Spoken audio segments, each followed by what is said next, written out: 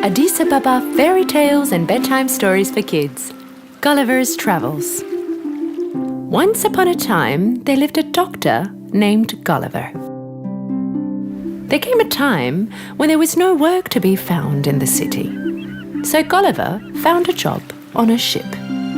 This way, his new life had begun on shore. The first few days it went pretty good. He was getting used to his new life on the ship. But one day, a very strong thunder struck.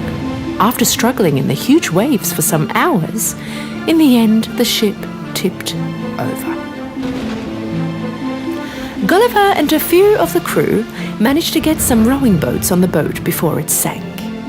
Short while after their ship sank, it disappeared. They couldn't stay on this rowing boat for too long, and soon after a strong wave hit them, and this boat, like the ship, also tipped over. They scattered all over the place. For hours, Gulliver struggled to stay above the water. He was trying to stay alive. In the end, the current helped him manage to hit ashore. He was very tired now. He had no idea as to where he was. Besides, he was in no state to think. He fainted right there on the shore.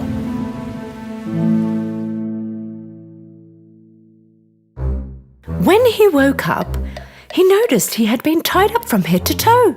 Surrounding him, he saw little tiny people as small as his palm. With amazement, Gulliver was staring at these little people. And with the same reaction, the little people were staring at him. Right at that moment, Gulliver felt a tingle all over his body.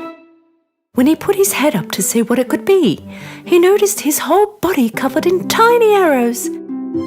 The very frightened little people were throwing arrows at him. Please stop, don't. I won't hurt you, don't worry. For a few days, they kept him there with his hands and feet tied up. They gave him food and water. After some days had passed, they tied him on a car that was pulled by hundreds of tiny little horses, taking him to their hometown. This little town was called Lilliput.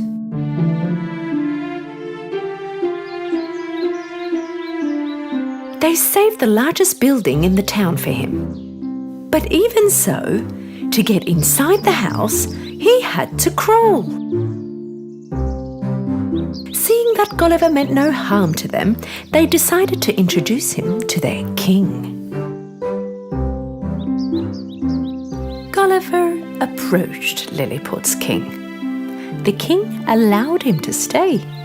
But in order to stay, he told him that he must work and help around the city as much as he could.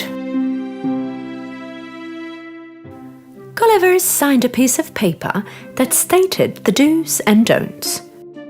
For example, if he wanted to pick someone up with his hands, he needed to have permission. Under these circumstances, Gulliver began living in Lilliput. He was helping with the renovations of the buildings and carrying water to the locals. After some days had gone by, he found out a big problem amongst the little people. The neighbouring country's army wanted to occupy Lilliput. In order to do so, they were getting ready for war. Gulliver went over to the king and proposed to help. If you like, I can help you out, Your Highness. The king was happy. He first thanked him, then accepted his offer. At that time, the neighbouring countries' ships had finished their preparations. They were waiting for their order to proceed. This news got all the town worried. On the other hand, for Gulliver, it was too easy. He asked everyone to find as much wire as they could and bring it to him. Gulliver joined all the wire they brought to him and made a very long and strong piece of string. When it was midnight, he got the long string of wire and crossed to the other side of shore.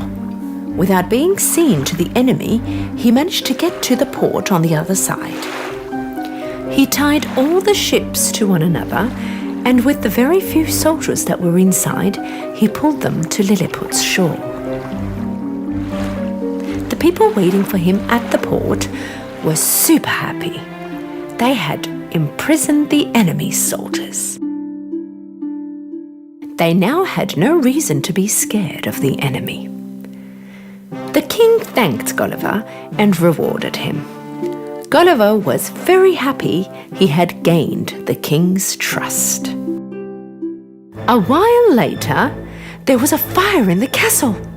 The moment he heard about the fire, Gulliver took one of the ships in the harbour, filled it with water and poured it on the castle, putting off the fire immediately. Gulliver and the king were getting along very well.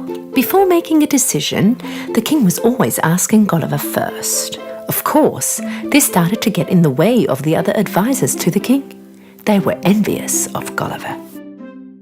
Your Highness, we hear rumors.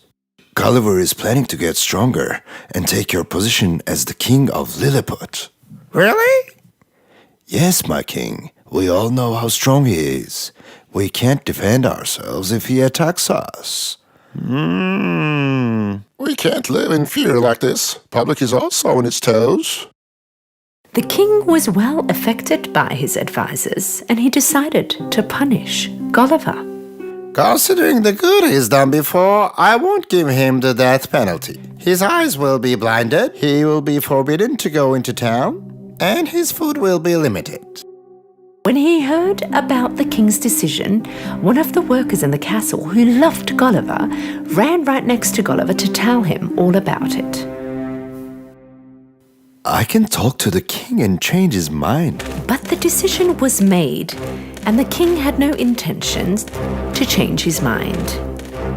Gulliver finally understood that his only option was to leave.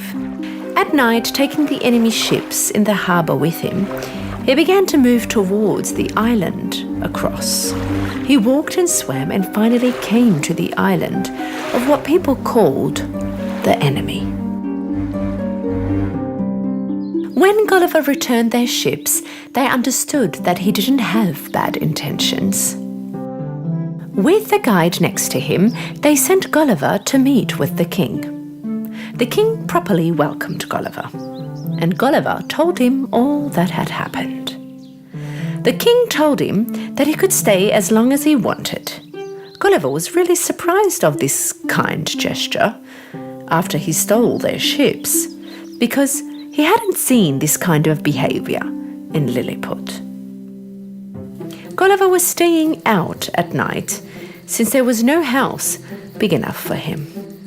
People of Lilliput think this kingdom is the enemy, but actually they're all good people. One day, when he was walking about, he found a rowing boat. This was clearly the boat that they were on after his ship had sunk. Apparently our boat hit the shore on this island. He immediately went to the king. The king gave him all the men he needed. They all began to repair the boat. In a few days, the boat was ready for shore. Gulliver was very happy because he could leave the kingdom of the little people and go home. He thanked the king and his people who welcomed him. But a tough journey was waiting for him on this small boat in the big ocean. Even the smallest storm will sink my boat. After a couple of days on the ocean, he came across a ship. He began yelling for help. Hey! Here! Help me! Finally, they heard him.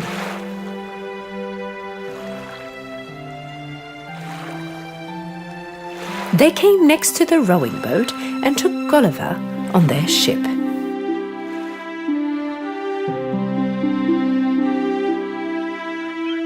And so Gulliver was safe. He was anxious to tell about all that had happened. The little people, the kingdom of Lilliput, and the kings of the two kingdoms.